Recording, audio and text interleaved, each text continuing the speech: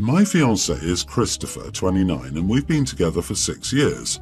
He has severe ADHD but has always been medicated from the moment I met him, so most of his behaviours, tics and stimming, were very limited and mild. He had moments, of course, but they were rare and infrequent. Well, as of 2 months ago, he decided he didn't want to be on medications anymore and went off them cold turkey. Since then, there's not been a quiet moment in my household, especially since he quit his job randomly last month after stating that since he is this brand new person, he's realised he can't work for the company he was working for. He's been applying for different jobs, but he ultimately decides after going for interviews that the job isn't for him because they ask too much for too little of pay. So now I own my own business and work out of my house. I make more than enough to support us both, but I'm more or less angry that I can't even hear myself think anymore, and I've been falling behind with my work. For instance, he will randomly start screaming out made-up song lyrics, start doing the Donny from Wild Thornberrys yell, screeches like a dinosaur, or even just repeat something he found funny a million times over in the loudest voice possible while getting aggressively into dancing, as in purposely knocking crap over while crumping. I can't do it anymore. I've had a non-stop migraine for weeks. Even when he's playing video games, he finds a reason to scream bloody murder, and I admittedly cannot stand being in my own house anymore. I've begged him to tone it down, get back on his meds, or even try natural remedies for all I care. Just do something. But nope, he refuses, states that he's comfortable with the way he is, and I need to learn to accept that. I truly can't, though. I can sit there in my office doing my order taking for my company, and he'll bust through the door screaming made-up song lyrics. I'm never left alone, at all. And then, after he's had his fun, he crashes and gets irritable. So today, he is being over-the-top extra and hasn't stopped since he woke up. I have so much crap to do today, and he will not quit. He knows I'm getting irritated, and he just laughs it off and repeats the same BS 10 minutes later. So I told him he needed to quiet down or leave for the day because he was holding me back. He immediately looked wounded and slammed out of the house. Am I the idiot? Not the idiot. I am so sorry you have to go through this. I want to say first, both my husband and I have severe ADHD and are happily and healthily medicated. It's his right to live how he wants to live, but it's your right to realise that this isn't the person you fell in love with, and you can't live with this brand new person anymore. You are effectively a prisoner in your home being subjected to random terrifying bursts of noise and violence, the breaking of things. Put him out and put him behind you. I know this is easier said than done, and I am so sorry, but you're not obligated to spend your life being terrorised by a man who doesn't love you enough to care that he's hurting you. The problem isn't his ADHD or the medication. He doesn't care that you're hurting. This relationship is over. Agree with this 100%. This is no OP not understanding him or his disorder. What he's doing is not fair to OP at all. He's spiralling and blowing up his life in the process and hers. This is not the man she chose to be with, and it's completely fair to leave him over it. Info: have you considered calling a locksmith and changing the locks before he returns? Way to get straight to the point. Seriously, call a locksmith and a moving company. You will save money not taking care of his butt by spending the little bit of money to make sure he can't get back in your house, and all the crap is out front for him to come get. Tell him he has a choice. Get back on his meds or get out. Stop financially supporting this person. They are taking advantage of you. This is so damn far from okay. Actually, this doesn't sound like just ADHD. Sounds like you have a bigger problem on your hands. It also sounds like he's definitely screwing himself over by quitting his medication. Cold turkey, and this could seriously cause worse behavioural issues unless you confront this and demand that he goes back to his doctor to find out what can be done to stop this. If he refuses to get help, I think a breakup should be considered soon. I just job hopped and landed a job at a frankly ridiculous salary. I went from making $120,000 doing software engineering to a $310,000 in a senior systems engineering role, plus a sign-on bonus and stock options. It's at a startup company that's high risk, high reward, so it's a gamble if the company will still exist in a few years, but for now, it's great. I decided I didn't want to change my lifestyle at all since the money was probably temporary, so I kept spending like always and just put all the extra money into maxing out my retirement savings and paying down my house. I've also been in a relationship with my boyfriend Jason for about a year and a half. He makes $90,000, so he's doing really well himself. We're in a low cost of living rural area, and he's still making a lot more than average here. But after I got the new job, he started being really critical of how I spend. Or don't. Like I want to build a sunroom gazebo for my house, so I went to the construction material recycling and reuse centre to buy some lumber and some vintage windows to make it. Woodworking and DIY are genuinely a hobby of mine, but my boyfriend made fun of me for still going to the junkyard to buy the gazebo even when I could afford to hire a contractor.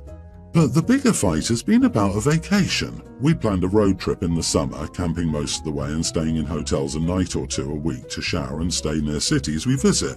But after I got the new job, he wanted to stay in hotels every night. I was kind of stressed about that because I don't want to start spending like I'll always have this kind of cash flow and have that lifestyle creep up since I know it might not last. And I don't want to feel disappointed or struggle when I have to scale back my spending. It was really important to me to put away whatever extra money that's temporarily coming through for the future. But my boyfriend told me I was ridiculous, wanting to sleep on the ground on our vacation when I was making so much. I said I love camping. I was looking forward to all the camping and hiking and climbing we'd planned. And he snapped at me, saying that I seem to love everything that's cheap or free, and it's kind of entitled, honestly. I said if anyone's acting entitled, it's honestly him when he just wanted me to pay for something he didn't even ask if I wanted. Didn't offer to split the cost or anything. It's like he just saw me making more and decided he wanted to spend it. We had this big fight where he said I was all me, only caring about my house and my retirement, and how I'd spend thousands a month paying my mortgage faster than I needed to, but wouldn't even do the minimum to make our vacation nice. Am I the idiot for wanting to use the money coming in from a new job to save for the future? Your boyfriend sounds like he has extremely different financial values from you. The concerning thing here is that he refuses to respect your financial values and seeks to impose his on you. He absolutely feels entitled to your money. It's fantastic this happened now because he's showing you who he is before the relationship gets more serious. End it. This isn't the guy. Yeah, OP seriously needs to rethink this relationship. He's a greedy, manipulative, entitled idiot. Anyone wanting to control how you spend your money is a red flag.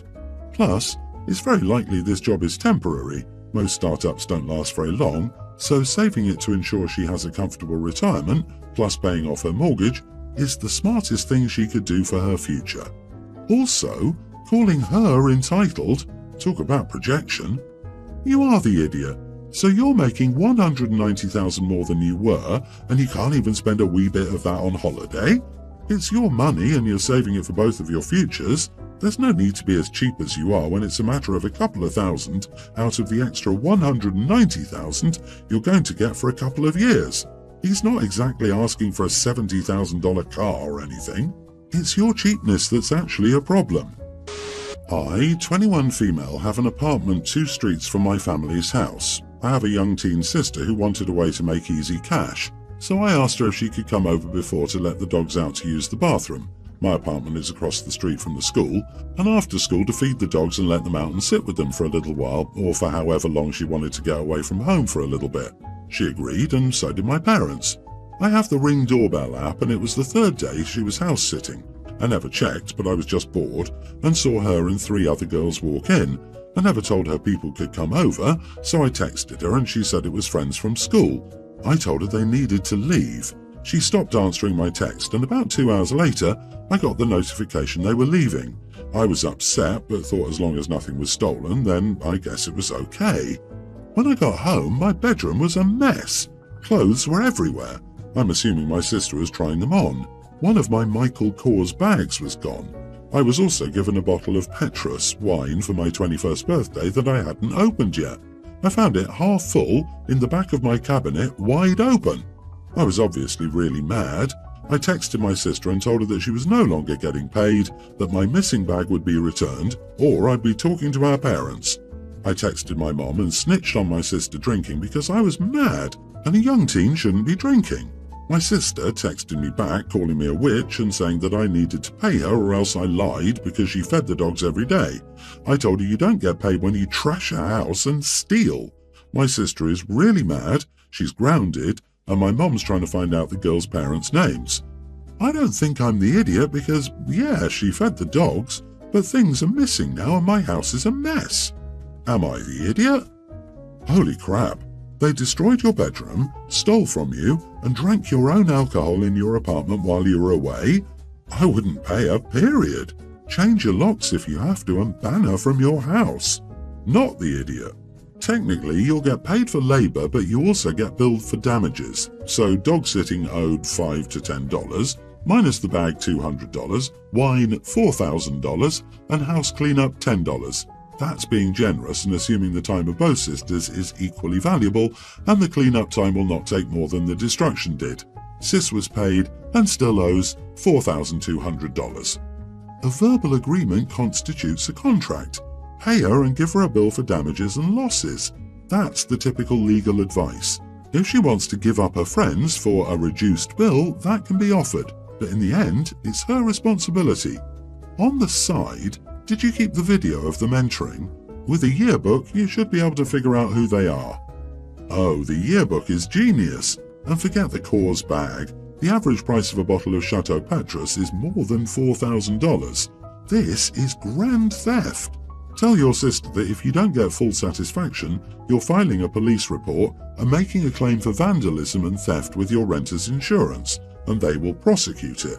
This is how your sister learns a lesson about treating other people's homes and items with respect. I, 25 female, and my fiancé Zach, 24 male, are getting married in a couple of months. Zach has a brother Josh, 27, who recently had twins with his wife, Amber, 24. I invited Amber to my bachelorette party. On the night of the party, my husband organised a game night for a few of his brothers and friends since they're doing the actual bachelor party a few weeks after mine, since one of his brothers will be in town. This wasn't a problem until I realised there would be no one to watch Amber and Josh's twins. They're pretty low income, so there's no way they'd be able to afford a babysitter. We also know that they don't have friends who could watch them, and Amber's family lives out of state. So we decided to let Amber know that there was a change of plans. Josh has barely seen his family since the twins were born, and he's been working full-time on top of being a new dad, and we felt like it was important that they get to spend time together and he gets a little break. When I called Amber to tell her about the change in plans, she started crying. She said she'd been looking forward to it for weeks and was crushed. I tried to explain our reasoning, but it made her more upset. I wasn't really getting through to her, so I just told her I had to go. I told my friend about it the next day and she thought I was in the wrong, so am I the idiot? Edit, we know they're struggling financially, as Josh has told Zach this. Our family was busy, either with my party or the game night, and we knew that they didn't have friends they trusted to watch the twins. You are the idiot. You decided she should stay at home while your brother has a break, so uninvited her? Since when do you decide how they should sort out childcare or who has a break in their family? The audacity! Bridezilla is emerging. OP could have offered to pay for a babysitter since they realised the timing of the parties was an imposition. And the cherry on top is that this isn't even the bachelor party. It's like a low-key pre-party, and Josh will get to have his break at the actual bachelor party in a few weeks. Like it wasn't OP's choice to make, but even if it were, she made the absolute wrong one. You are the idiot, OP, and I can't even believe you had to come here to find that out. It's crappy to infantilize someone by taking away their agency, which is exactly what you did. They get to decide who they trust with their children. They get to decide what they do or do not spend their money on. And if they can't find someone to watch the kids, they get to decide who stays home to watch them. Uninviting someone who has done nothing to you from a party is always crappy. The poor girl was so excited. My fiancée Ashton had a rough childhood. The oldest of 5 with 4 special needs siblings, all on the spectrum, parents who struggled and did not ever make him feel like he was as important as his siblings. It wasn't until he was 11 and someone got his maternal grandfather involved that he had someone who cared. The way Ash talks about this, his parents tried to meet his fundamental needs but never prioritized him or sacrificed for him the way they did for others. Examples. His 10th birthday was the first one for which he was supposed to get a birthday party.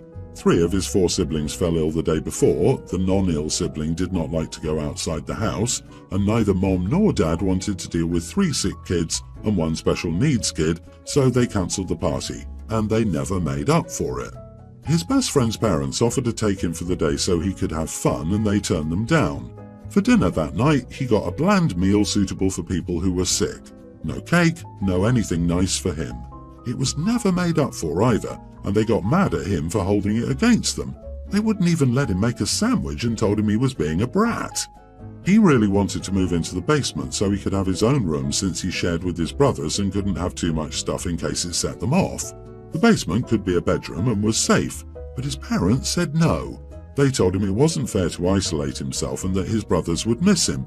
So he spent 18 years in a room with no personality, where he's woken up every night by his brothers, who didn't sleep well, and was scolded for trying to move into the basement anyway.